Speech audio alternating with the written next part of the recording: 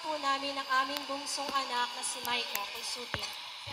Ang aking pong patotoo taong 1990, nakilala ko po si Yahweh El Shaddai sa pamamagitan ng aking magulang na manggagawa din sa gawain ng Panginoon. At ako rin po ay naglilingkod bilang choir sa Shilito Homes Prayer Group sa lugar ng Caloocan.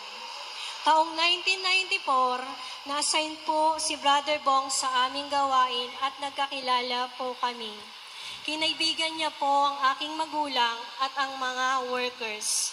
Yun po pala'y may balak na pong manligaw. Madalas po siyang napapadpad sa aming lugar kahit walang gawain, Brother Mike.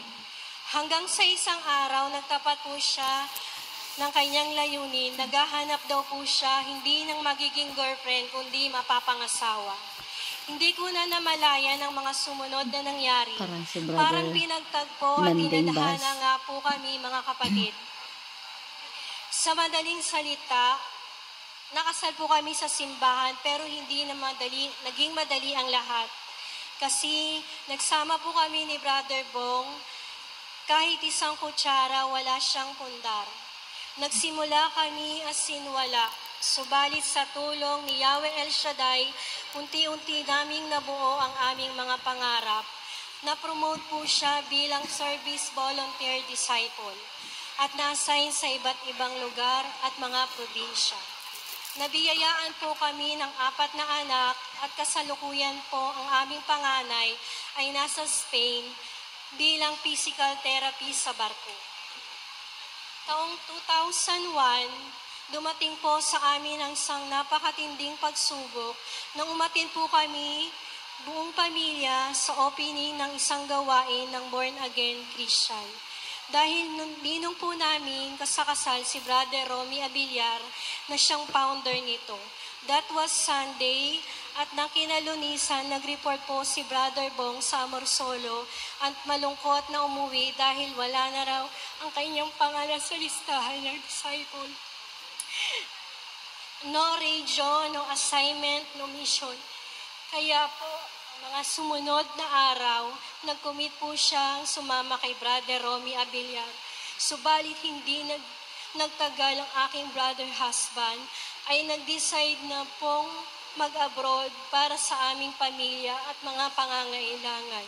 Sadyang napakabuti ng Diyos, mga kapatid, dahil sa loob ng 13 taon ng pag-abroad ng aking husband, patuloy kaming iningatan at ipinagtanggol ng Panginoon at hindi po kami pinagkulang. Naging HR admin support manager ang husband sa abroad at dinala niya po kami, pati ang kanyang mga pamangkin upang makapagtrabaho.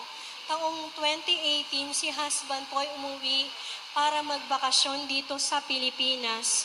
Subalit, kinausap niya ako na gusto niyang bumalik sa prayer partner. Wala naman akong tutol, nalaman ko na lang nag-enroll na pala siya sa College of Divine Wisdom.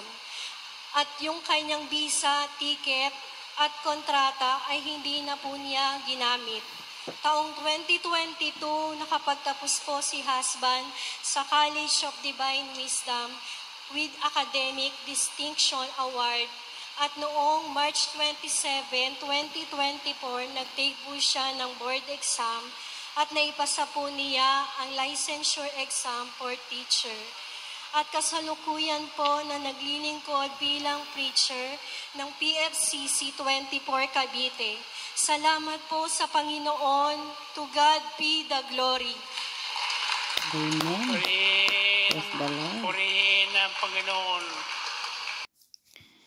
Nakakatuwa po yung patotoo ni sister na yung kanyang asawa ay nagtrabaho sa abroad, and then nadalan din po niya yung kanyang mga anak, pero dahil sa panawagan ng Panginoon para siya ay patuloy na maglingkod, ay napag-isip-isip niya siguro na magpatuloy siya sa gawain niya, El Shaddai. Kasi po ang happiness talaga ay hindi lamang sa pera. Oo, masaya kapag may pera ka, pero kung wala naman ang Panginoon is baliwala din po yon. Siguro sa lugar na kanyang pinuntahan o pinagtatrabahoan, baka walang doon gawain, or hindi natin alam kung anong plano o desire na ilagay ng Panginoon sa puso niya. Kaya instead na bumalik siya sa abroad dahil mayroon na siyang ticket at kontrata, yan po ay kanyang nireject po niya, nirefuse niya, at nagpatuloy siya sa paglilingkod sa ating Diyos na buhay. So, salamat Lord, at pagpalain mo po ang mga decision making po ng aking mga prayer partners, maging aking mga mahal sa buhay, na nawa ang aming mga decision making ay naging ayon sa iyong kalooban. Dahil kung ayon po sa iyong kalooban, Lord God, tiyak na masaya ang buhay, masaganang buhay, mapayapa ang buhay, na ikaw ang aming pinaglilingkuran at ikaw ang aming pinararangalan.